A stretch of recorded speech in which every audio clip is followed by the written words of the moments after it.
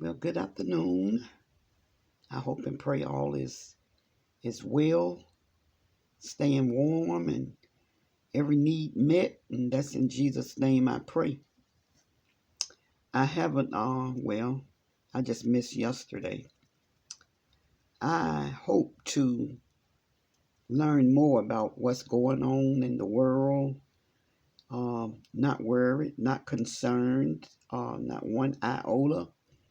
But I feel that just because we are saved, we still need to know what's going on in the world. And to those that voted for President Trump and you're poor, uh, now you will see why you shouldn't have voted for him because he uh, has stopped federal funding for a whole lot of things, including weatherization. There are some poor black people, and not just black. I don't want to keep saying black and white and Hispanic and Native American. I don't want to keep saying that, but I mean, truth be told, the lower class um, people are the one that suffer. See, Trump really is for the rich, and I mean, the Bible say to pray for those that's in authority. And I have said that I ain't praying for that man. But I mean, I can pray. You can pray. Everybody in the world can pray until we blue in the face. God put this man in office so that prophecy will be fulfilled. Now, I don't understand why, all this stuff is going on. I don't. I won't claim to know. But he's gonna be doing what no other um well some presidents did make it bad for lower class income people.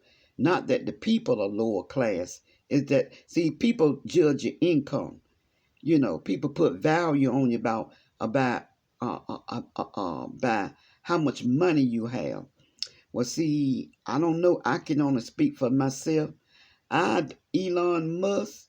I mean, whoever the richest person in the world is, it doesn't matter. I mean, or the richest female, it doesn't matter because there is not a soul on this earth better than another. And this is the mentality that we need to have. See, I admit to being poor, but thanks be to the Lord that I have more wisdom now. And so what I'm doing now is instead of getting up here and listening to a whole lot of sermons and preaching and seeing people dance and shout and do all of that, something that I'm used to, I'm gonna be, getting on YouTube and watching more news and seeing what's going on in the world. Let me see if I can be still. I'll be at my desk. I spend a lot of time here at my desk, and I be moving in my chair. Um, Also, I am going to be looking into how to make extra finances. There are some things that we can do from home. You can work from home, and so I'm looking into a few of those things. Uh, I did hurt myself, and I found out that I won't need any surgery. Thank the Lord for that. Um, so I hope to maybe by the time spring get here that I can get an outside job. I love working outside with the public. And you take like I went to this program. It was a program for seniors, and the lady took a liking to me, and she explained to me the positions that was available, and I chose the soup kitchen. And she said, "No, I'm not putting you there. I'm gonna give you a receptionist job." I didn't even want a receptionist job. Although once I got there, I mean, I learned a few things, but that's not my cup of tea, you know. And I met a lot of people, and my goodness, I met an awful lot of people, you know. But see, it doesn't matter if you in the in the front of the restaurant or at the back of the restaurant. What matters is who are you? When I was a restaurant owner, and I don't have to, I'm not trying to try to make myself to look like I'm some big deal, because I mean everybody is a big deal when it comes to the Lord, but other than that, thinking that you're better than someone. But every restaurant I had, I did not care about up at the front of the house. I always wanted to be in the kitchen, prepping, cooking, you know.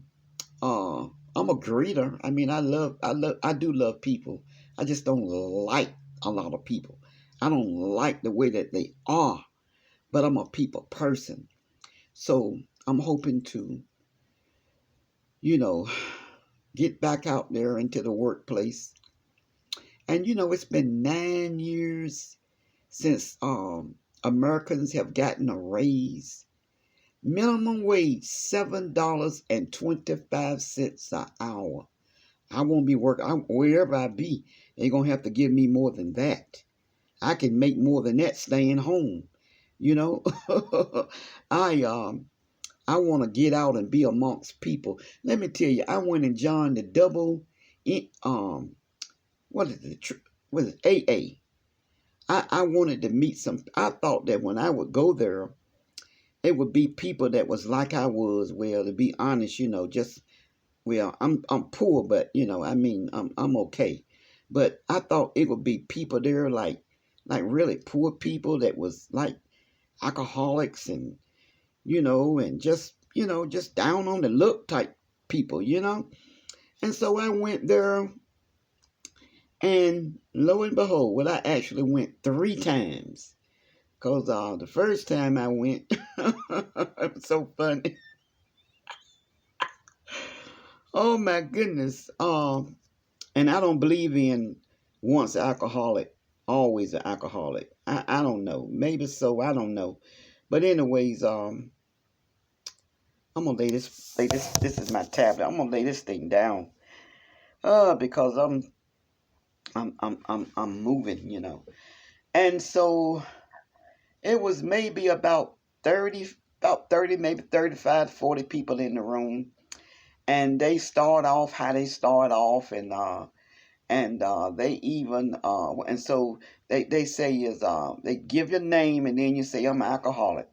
And so when it got to me, it got quiet, and I don't be watching people, and so and I was on the end, on the left. And so I looked down, and all heads was turned to me, looking at me. And it didn't take a rocket scientist to figure out. They was waiting for me to give my name and say I'm an alcoholic. And that's what I did. I hadn't had a drink of nothing in a long time. Do you know I left that meet and went straight to Walmart and got me a bottle of wine? Oh my! And so I went back. I went back another time, and that time more people spoke, and it was a bunch of business people in there, wealthy people in there, nobody in there what I expected, So I find that the poor, it's not just the poor and the downtrodden, it's And so anywho, I just thought that was a bit hilarious, and I went back another time, and I just didn't. With me, third strike is out, So I didn't go back because that wasn't my cup of tea. It wasn't the atmosphere that I was looking for. Because I mean, you can be a alcoholic, you can be a drunk, whatever you want to call. But there was one lady, and she was a lady of substance. She said how her family told her to just stop coming. Because they say it like on holidays, she would always come and she'd be drunk. and then she'll end up cussing them out and fussing them out and tell them what plane to jump off of and all of this and the third, and then she told how she got help, and once she got help, that they opened the door up, and her father was there, and but I noticed that this was the second time that I was there. But I called my name and I said I'm alcoholic, but then when I got to her dad say, he called his name. He say, I'm here with her, and then she spoke her name, alcoholic, and then her brother was there, so she had family members there, and they spoke and they told how she had changed, and so some testimonies was there. But for us, me, I mean, it's just like when I was a hospice volunteer. I stopped when COVID started, and they would send me to these wealthy people homes, and one home, and this was during the time that I had went back to work, but not in that senior program. I went as a personal care assistant, but I kept right on doing the hospice volunteer work, and so this just one place, and so they sent me to this house, wealthy, and I got off work and went there, and the lady wanted me to sweep her floor, mop her floor, vacuum, do her laundry, and but her mom was sick. Well, first of all, when I first got there, I parked in the driveway. So the daughter came out and told me, hello, and asked who I was, and I told, well, you have to move your car because my siblings are getting off work, and that's where they park at. Man, that hit me like a bolt of lightning. I'm thinking, they getting off work. I'm just getting off work, And so, anyways, I went on in, and her mom, she was, a hospice patient, and she was an elderly lady, and she laying there, and she's so sick, and she was dying, and the lady didn't know how to help her, and I knew, so I wasn't supposed to, move her or do anything. I wasn't supposed to touch her at all, but I did, and she seen my knowledge in what I had did, because I learned from taking care of my father, from taking care of my husband. I kept, after he had that stroke, could do nothing for himself. I had to use a Hoyer lift to get him in and out of bed to his chair, and until God and myself got him better, and then somebody, this minister, prayed for him. But anyways, and so I did all of that. Oh yeah, she offered to hire me and to pay me, more than whole lot more than minimum wage. But I turned it down because you wasn't supposed to do that. I wasn't supposed to get paid because I was a volunteer. So I, trying to be good, So I turned it down. Whereas I could have quit the job that I was doing, the company that I was working for, because I only got half. You take one of my friends right now. She have a lady 3 hours a day. Now one that just got out of rehabilitation.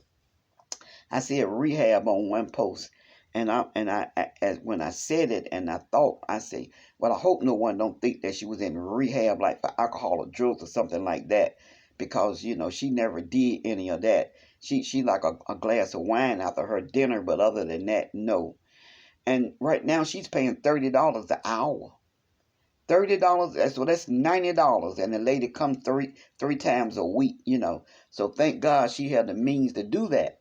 But so the lady was gonna pay me, well, but being the person that I am, some would say the fool that I am, and I needed money at that time because I wasn't a homeowner at that time. When I was in an apartment and I had to pay. I didn't want to sign another lease, so I had to pay $1,500 every month in addition to the water, the trash, they added on things, that I extra that you had to pay for. So it was over $1,500, more like 18, by the time I paid all the other, you pay for the trash. And so I said, Lord, give me my own home and don't let it be close together. I want 4 bedrooms and oh my goodness. But anyways, so I said, Lord, help me. And he told me what I had to do. Well, that's when I learned, and it's a shame that I was, 60? I had to been 67. Well, anyways, I was in my mid-60s. I don't do math in my head, y'all, no matter how small it is. Rarely do I do that. So the Lord showed me what to do. And I didn't know that, see, my husband and I, we mostly paid cash for stuff. Even he bought me a Jeep. He's supposed to get me a Chrysler 300. That's what I wanted. But, he won't go, that would have been everything that he had saved up pretty much, buying me a brand new Chrysler 300. So anyway, he bought me a used Jeep.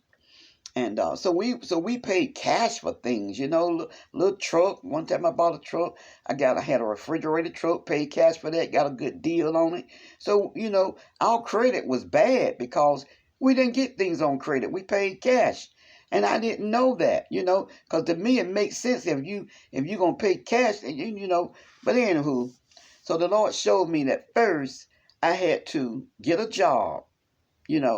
I was, getting my Social Security. I was getting my husband's Social Security and his retirement because he don't have that stroke. And so, and I could have been getting my retirement, but I didn't know it until after he had passed. My goodness, the things that we do not know. And so I went, and the first place that I went, well, they had to do the drug test and background check and all of that. And they hired me, and I was a personal care assistant. And then the Lord showed me I had to get my credit right. I only did this for 9 months. 9 months is all I worked. I paid some bills off. I got another credit card. I even went to a finance company. But I never do that. Well, I don't like to say what I would never do, but I did that. But what I did with that was that I got the money, but I went and I bought a lot of jewelry. And I sold all the jewelry, and I was selling in lots. And I sold all the jewelry. And so what I made was enough to pay off of the finance company and to have something left over. So I did that like 3 times, but the third time I lost out, and I think I still got some of that cotton picking jewelry. But I paid them, so I got my credit. I got my credit right. And so then I went and looked for a house, and I looked at a lot of them. I looked at a lot of modern homes. I mean, really, really modern, But I didn't get that good feeling. And I looked at one that I really, really loved. But I opened up the counter and I seen all those alcohol bottles and stuff in there. And I said, no, because this one right here had a spirit of partying or something going on, no, no, no, no, no. So she brought me here to my home that I'm in now. And she took me on the outside around the house first, and all those trees. All the trees in the back, they still back there. All the woods on the side, to the left of my house. And so, oh my God. And then it wasn't that much space, and still a little space in the back. Didn't have a back door, side door. So things I didn't like. But then I came in, and I didn't like how only one room is nice size, really nice size, and that's my bedroom. The other rooms are just regular size. With them other homes, they had big old spacious rooms, except for all of the bedrooms. But oh my goodness, I say this is it, this is it right here. And I ended up having all the trees cut down on one side, and Well, it was a lot of, and not, I still have 2 trees. It was two big trees. It was 4 trees and a lot of brush, tall, high brush, And I left the man that I had to cut it down. When I contacted him, he came, took a look at it, told me what he gonna charge me and everything, and we worked out a deal too. I was gonna cater some and give him, what he asked for. So the day he came earlier, and I wasn't home, and that man had cut down other people. He went on other people's property and cleared out the land. So I had asked the Lord that I don't want to be close, because when I pray, I be loud. And in that apartment, when I prayed, I mean, if my neighbors was home, they would hear me. Ain't no if I prayed, it's when I prayed. And during the time where they had the war room, I had put a chair in my closet. Excuse me. And I mean, my goodness, I need to see that movie again and get back motivated. But I won't be going in the closet, But anyways, and so that's how I got my credit right, by having a job on just 9 months. That's all what I worked, because I had other income. However, the person at the financial institution treated me like I was his mom.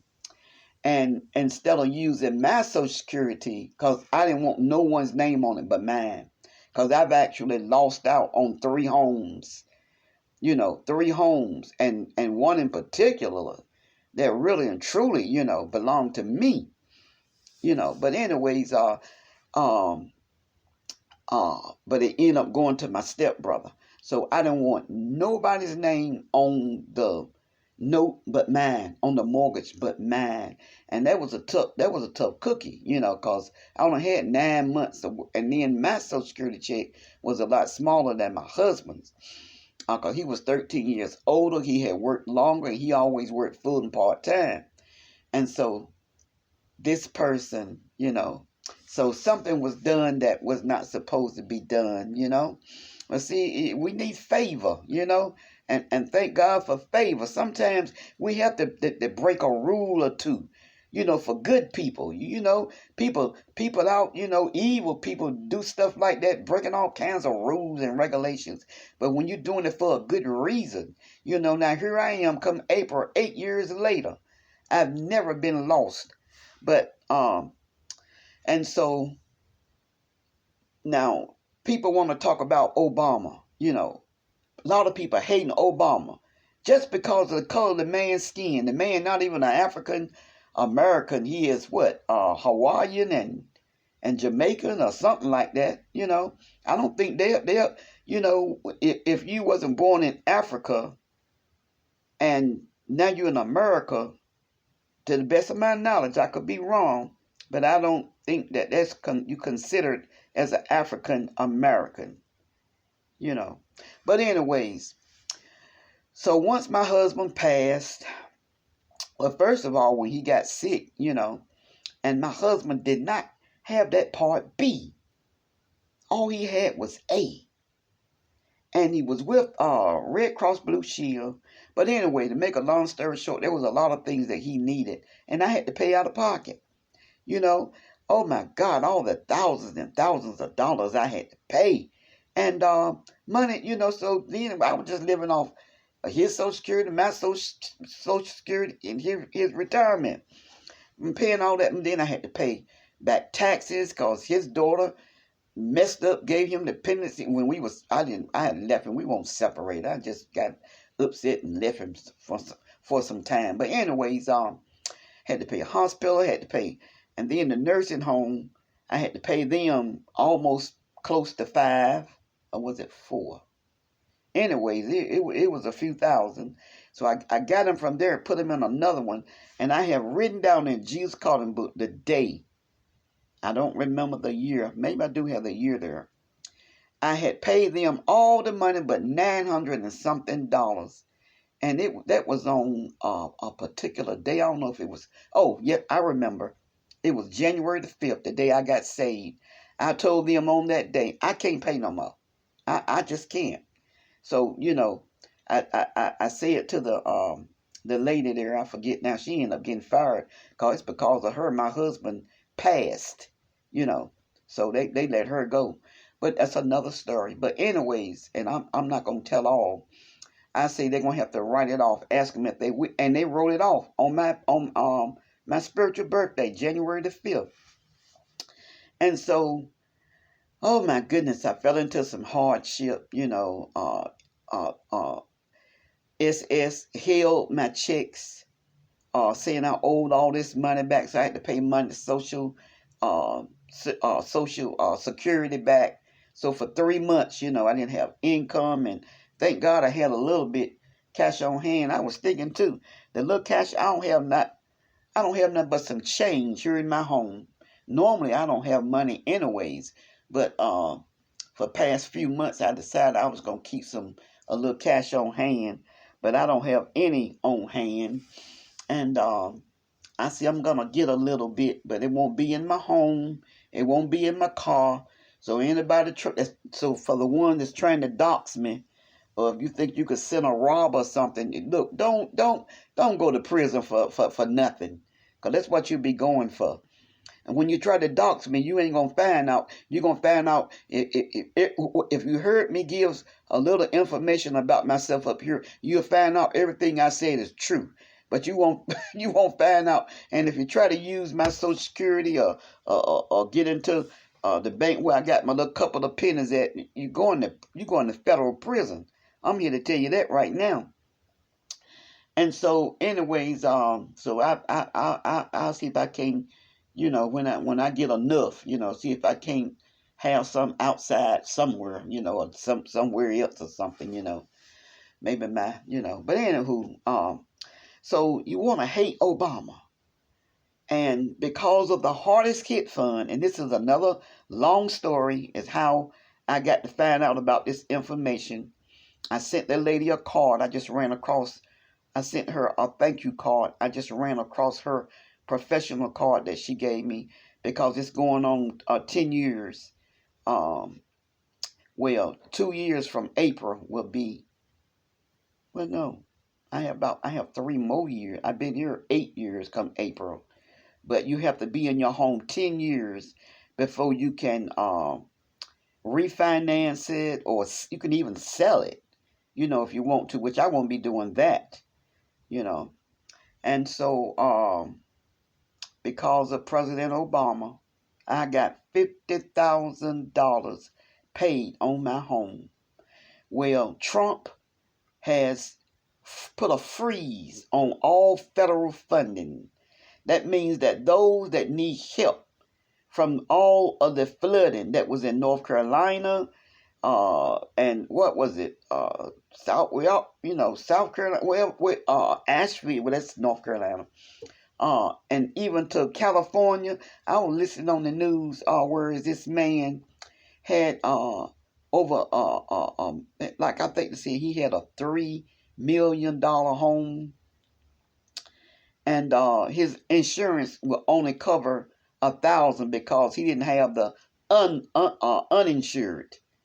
And the first, well, not the first car accident, because I actually been in 3, but that one I had took my cousin's car, and I didn't get hurt. But anyways, the car accident that I was in that was bad, that messed me up, and I'm paying for it to this day, and the money is gone.